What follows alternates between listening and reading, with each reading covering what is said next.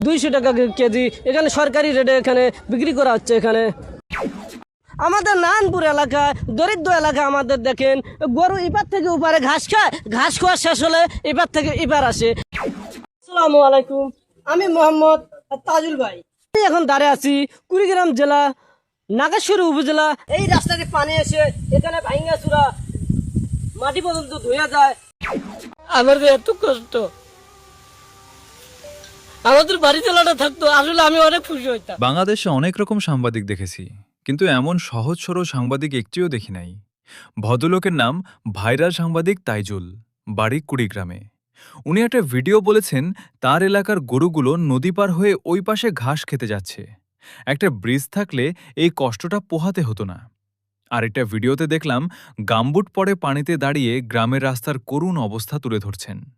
তিনি বলেছেন, আমার ৮ জনের সংসার, বাবা মা অসুস্থ, শ্রবণ প্রতিবন্ধী, ঢাকায় নির্মাণ শ্রমিকদের হেল্পার হিসেবে কাজ করি, পরিবারের দুঃখ কষ্ট ভুলতে ভিডিও করি। আমি সাংবাদিক না, আপনারা সাংবাদিকরা নারায়ণপুরে আসেন না, আমাদের এলাকার নিউজ করেন না, আপনাদের এখানে আনার জন্য আমি ভিডিও করি। আমি বোকাশোকা মানুষ, আমার ভুল হতেই পারে।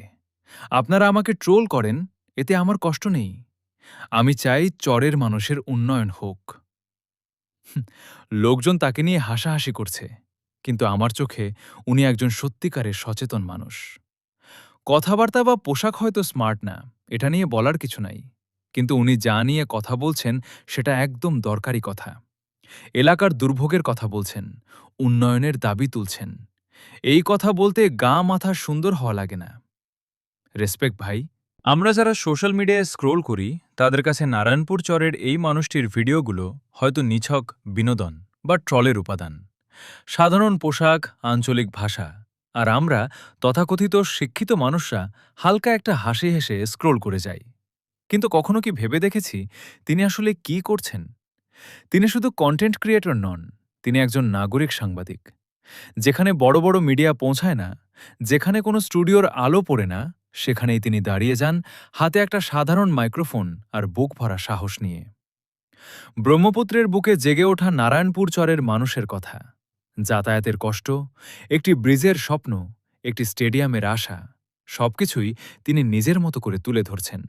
আর শুধু তাই নয়, এই চরে কেউ অসুস্থ হলে ৩ থেকে ৪ ঘন্টা নৌকায় পথ পাড়ি দিয়ে হাসপাতালে যেতে হয়।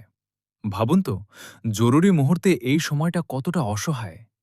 একটা অসুস্থ মানুষ, একটা ছোট শিশু বা কোনো গর্ভবতী মা, তাদের জন্য এই পথটা কতটা ঝুঁকিপূর্ণ একবার ভেবে দেখুন। আজকের এই স্মার্টফোনের যুগে সাংবাদিকতা আর কেবল টাইকোটে সীমাবদ্ধ নয়।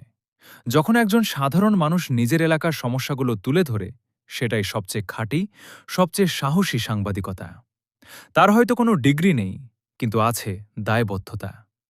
আমরা যারা তাকে মূর্খ বলি, আমরা কি পেরেছি আমাদের এলাকার কথা এইভাবে তুলে ধরতে? আপনার হাসির আড়ালে লুকিয়ে আছে একটি জনপদের কান্না। হয়তো এই ছোট ছোট ভিডিওগুলোই একদিন বড় পরিবর্তনের সূচনা করতে পারে, কারণ সচেতনতা শুরু হয় এমন একজন মানুষের সাহসী কণ্ঠ থেকেই।